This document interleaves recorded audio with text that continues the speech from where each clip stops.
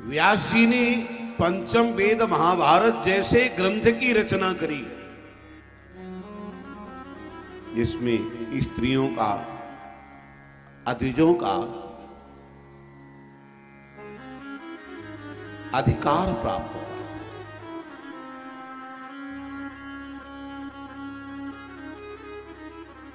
आज व्यास जी अशांत बना बैठे। नारद जी ने पूछा कि आपकी अशांति का कारण क्या है? पाराशर्य महाभागा भवतः क्वचिदात्मनः परितुष्यति शारीर आत्मा मानस एवं। आप शरीर से, मन से संतुष्ट तो है ना? कभी कभी शरीर स्वस्थ होता है तो मन अच्छा नहीं होता,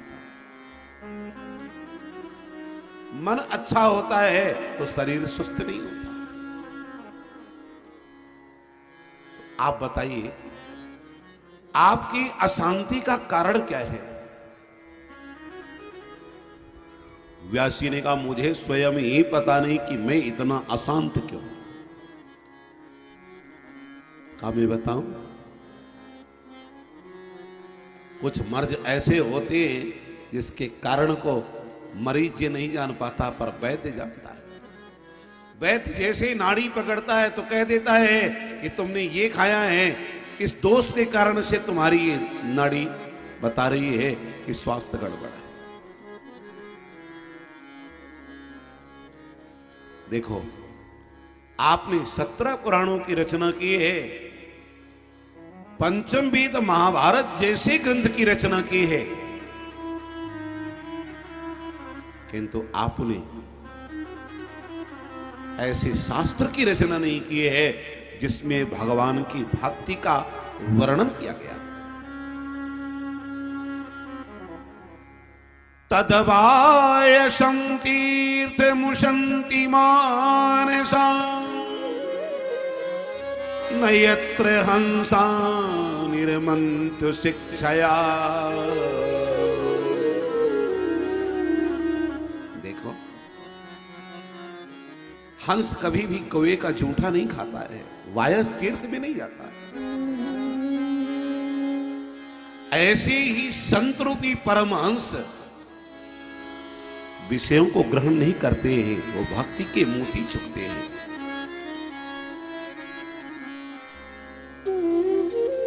हम ये नहीं कहते कि आपका साहित्य अच्छा नहीं है, आपने जो संरचना की है वो अच्छी नहीं है, हम ये नहीं कह रहे, किंतु एक बात जरूर सुन लीजिए, आपको अपनी रचना अच्छी होगी क्योंकि सबको अच्छी लगती है। निज कवित कहीं लागे ननी का, निज कवित कहीं लागे ननी का, निज कवित कहीं लागे ननी का, निज कवित कहीं लागे ननी का। सर से होई अथ माँ अति फीका, बर्फ होई अथवा अति फीका। किंतु कवित्व कैसा होना चाहिए? अविच्युतोर्था कविभिर निरूपितो यदुत्तम श्लोक गुणानुवर्णनम।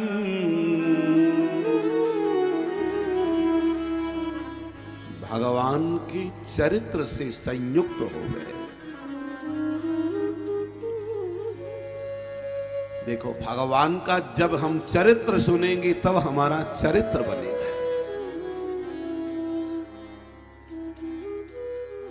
हम अपने चरित्र को भगवान के चरित्र से कंपोजिंग करेंगे। हमारे में क्या है, इसमें क्या है?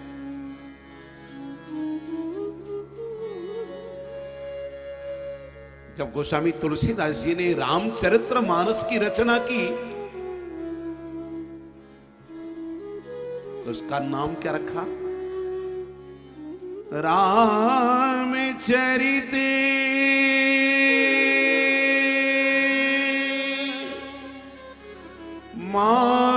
से यही नाम सुनत श्रवण पाइए विश्राम।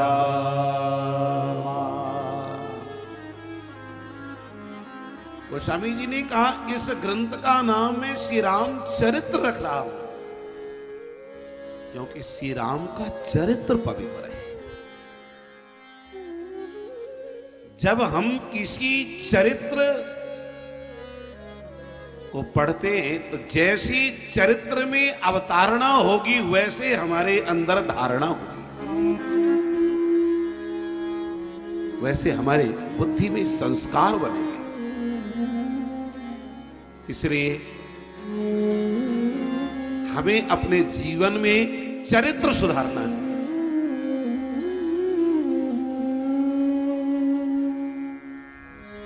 तो आप ऐसे ग्रंथ की रचना करो जिसमें भगवत भक्ति का गायन किया गया। जिस ग्रंथ को लोग पढ़ करके सुन करके भगवत चरणों में मस्ती से झूमे,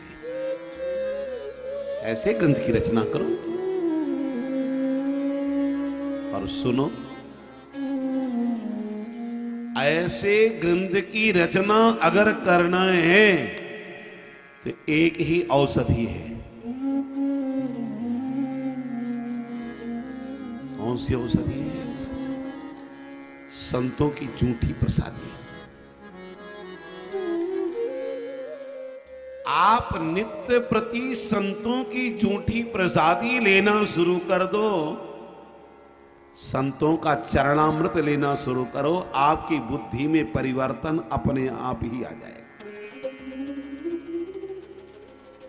उच्छिष्ट लेपानुमोदितो द्विजयी है। नारद जी कहते कि मैंने अपने जीवन में संतों की झूठी प्रसादी का अनुभव किया है। हमारे गुरुदेव स्वयं संतों की शीत प्रसादी एक डिबिया में रखते थे। हमारे गुरुदेव अनंत श्री भूषित पंच रसाचार्य प्रेमावतार स्वामी श्री रामकृष्ण देव भगवान, और एक डिबिया में संतों की चरण रज। महाराज स्नान करके सबसे पहले संतों की चरण रज देते थे और भोजन के पहले संतों की शीत प्रसादी लेते थे। तब भारत के महापुरुषों में अद्वितीय महापुरुष हुए जिनको लोगों ने प्रेमावतार के रूप में जाना है। त्रेता में अगर प्रेम भरतलाल जी में दिखाई देता था तो कलयुग में अनंत से भूषित पंच रसाचार्य प्रेमावतार स्वामी श्री रामकृष्ण देव भगवान में प्रेम दर्शन होता। बहुत सारे लोग यहां बैठे होंगे स्वामी जी के विषय में जानते हैं।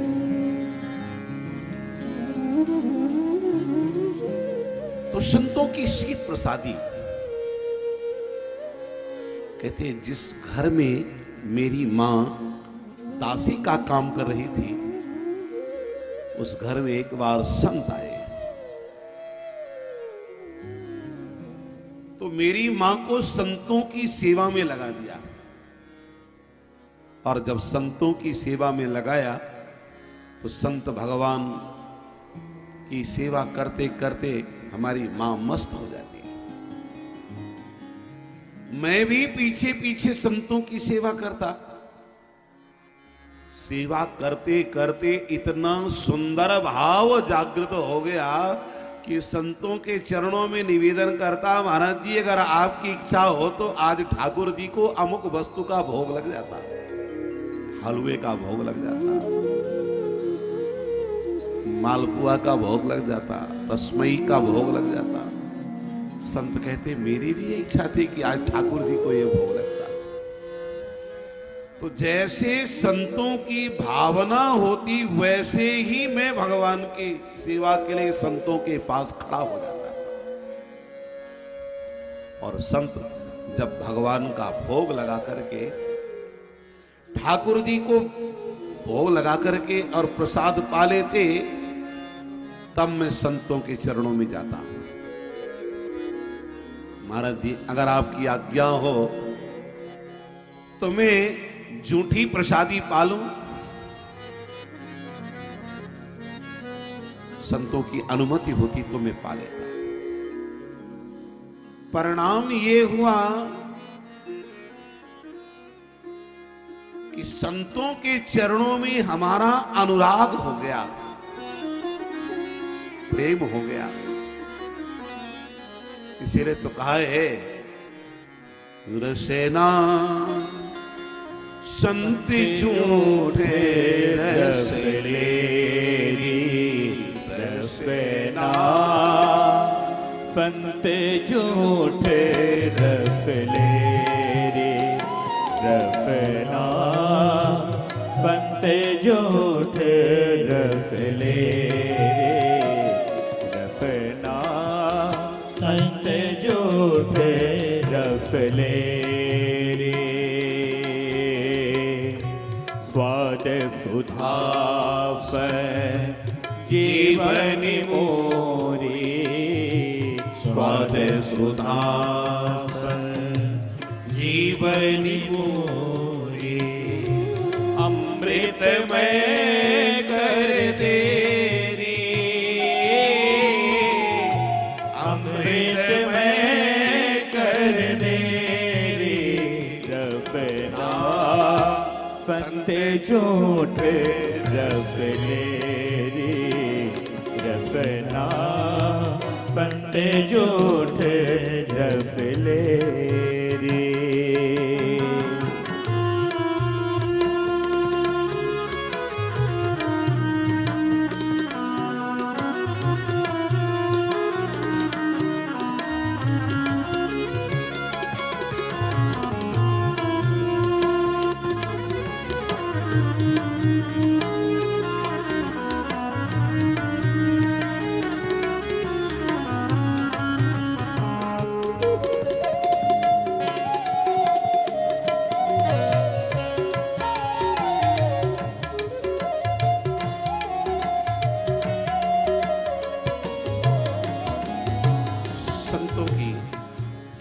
प्रसादी में एक एक कौर में एक कौल पाया, 100 चंद्राण व्रत हो गया। दूसरा कवल पाया, 200 कौल, 200 चंद्राण व्रत हो गए। कौरे कौरे सत चंद्रायण, कौरे कौरे फत चंद्रायण, महिमा महाहेरी, महिमा महाहेरी।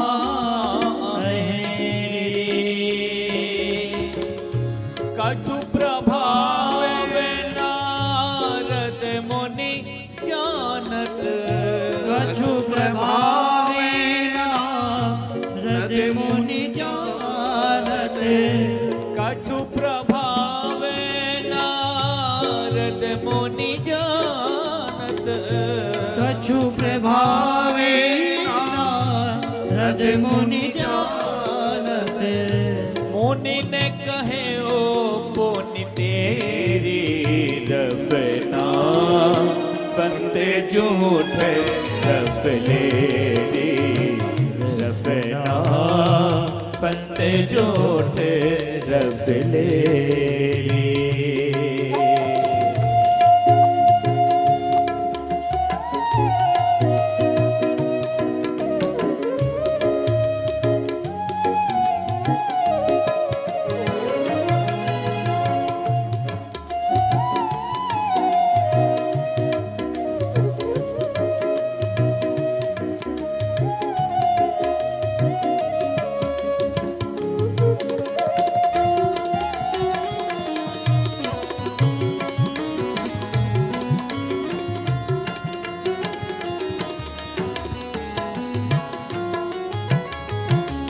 देवर्षि नारद जी क्या थे? दासी पुत्र। और हो क्या गए?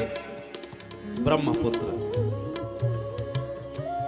जब संत जाने लगे तो संतों के चरणों में निवेदन किया, महाराज जी आप तो जा रहे हो, मेरा क्या होगा? संतों ने कहा घर में रहो, नहीं तो मां कहेगी बाबा जी आए, और बेटे को भी बाबा जी बना के ले गए। एक बात है, बेटा चोर बन जाए, डाकू बन जाए, तो माता पिता इतने दुखी नहीं होते जितना बाबा जी बनने पर दुखी होते। बाबा जी न बनने पाए। आज भारत में संतों की बहुत बड़ी कमी हो रही है। हमने देखा कि जितने पहले संत होते थे अब उतने संत नहीं हो रहे। बहुत बड़ी कमी संतों की हो रही है, और कमी के कारण में आप सभी हैं। कम से कम एक बेटे को भगवान के मार्ग में लगाना चाहिए, जिससे जगत का कल्याण होवे। किंतु कहते आज एक ही बेटा है, तब क्या करें महाराज? देवर्षि नारद जी ने जब करना शुरू किया तो किसी ने आकर के बताया कि नारद तुम्हारी मां को सर्प ने डस दिया है। नारद जी कहते मुझे बड़ी प्रसन्नता हुआ, कोई अच्छा हुआ जो माता जी का शरीर छूट गया। अगर माता जी घर में बैठी रहती तो कहती है बेटा विवाह के योग्य हो गया है, जल्दी से विवाह कराओ। मां की अंत्येष्टि क्रिया की और सीधे उत्तर दिशा की ओर चल पड़ा। तिष्ठम दिशमुत्तराम। हमारे जीवन की उत्तर दिशा क्या है? भगवान के मार्ग में चल देना ही हमारा उत्तर है। नारद जी ने सघन वृक्ष की छाया के नीचे बैठ करके जैसे ही भगवान का ध्यान किया, देखो जितना प्रगाढ़ ध्यान होगा उतने ही ठाकुर जी की कृपा होगी। ये बात हमने कल भी कही थी। आज नारद जी ने जैसे ही चिंतन करना शुरू किया, ध्यायत शरणां भोजम भाव निर्जित चेतसा औत्कंठ्या सुकलाक्षस्य हृदयासीन्वी सनई हरि। देखते देखते भगवान की भुवन मोहन झांकी का दर्शन होने लग गया।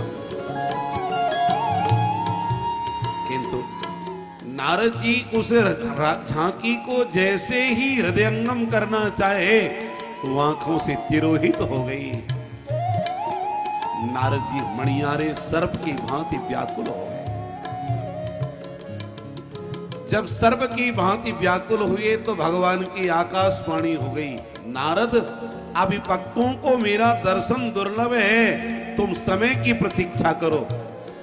देवर्षि नारद जी समय की प्रतीक्षा करने लगे। महाप्रलय आया, सारी सृष्टि ब्रह्मा के अंदर तो नारद भी ब्रह्मा के अंदर, ब्रह्मा भगवान नारायण के अंदर तो नारद भी नारायण भगवान के अंदर।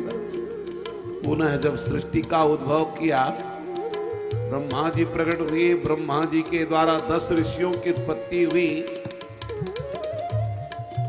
10 नारद 10वें देवर्षि नारद जी उस संग से पैदा हो गए।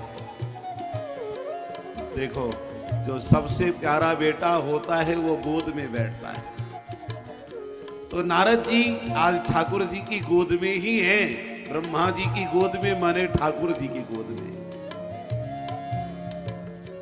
वही कह रहे हैं, तासी सुते थे ब्रह्म सुबने थे, तासी सुते थे ब्रह्म सुबने थे, तासी सुते थे ब्रह्म सुबने भे, तासी सुते थे ब्रह्म सुबने भे, संत सीते कछु सेरी, संत सीते कछु सेरी, विधि हरिहरहि प्राण में प्यारे, विधि हरिहर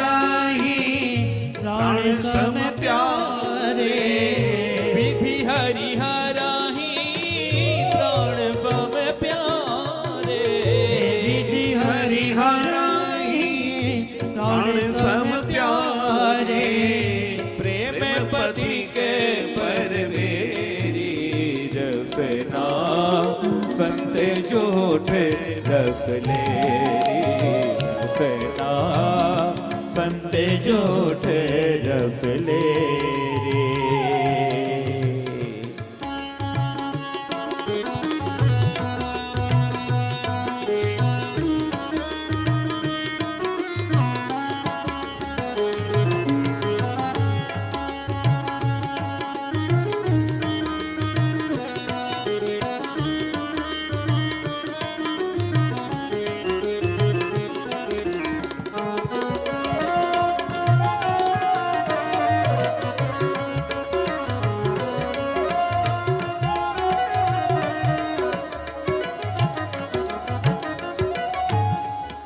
ब्रह्मेश्वर भूषित कीर्तन वीण ब्रह्मेश्वर भूषित कीर्तन करि रमयति जग जेरी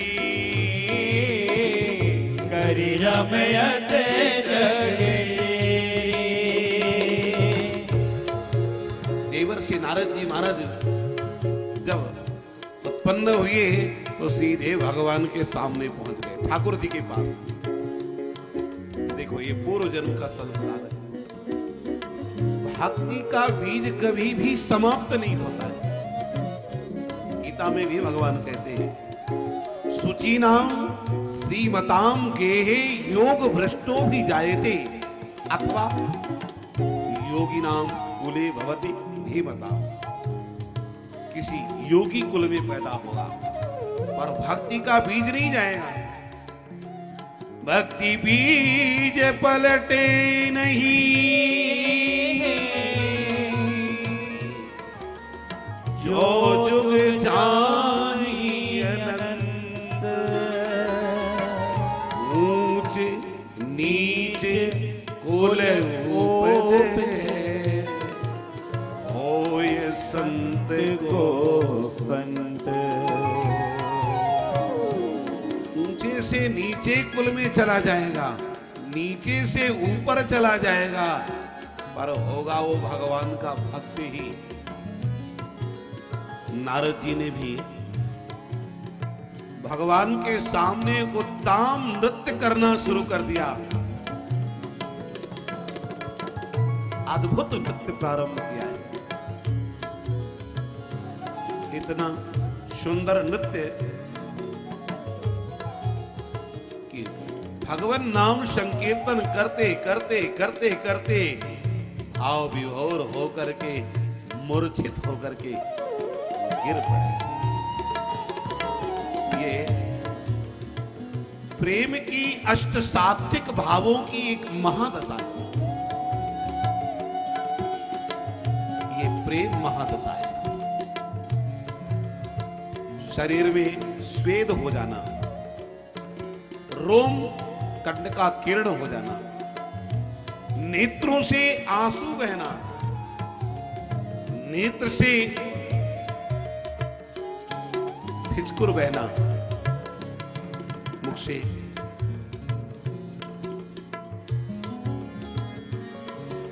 मूर्छित हो जाना, मरण जैसी दशा स्थित हो जाना, ये प्रेम के अष्ट सात्विक भाव है। शरीर कंप हो जाना, वाणी गदगद हो जाना, आंख भरे उर के उदगार, गदगद पैन विलोचन बारी।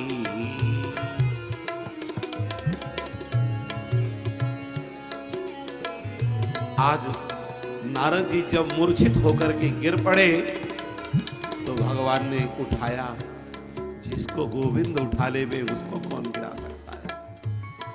बोलो भक्त वत्सल भगवान की जय हो। आज ठाकुर जी ने उठा लिया। यही है दुनिया के सताए लोग यहाँ सीने से लगाए जाते हैं।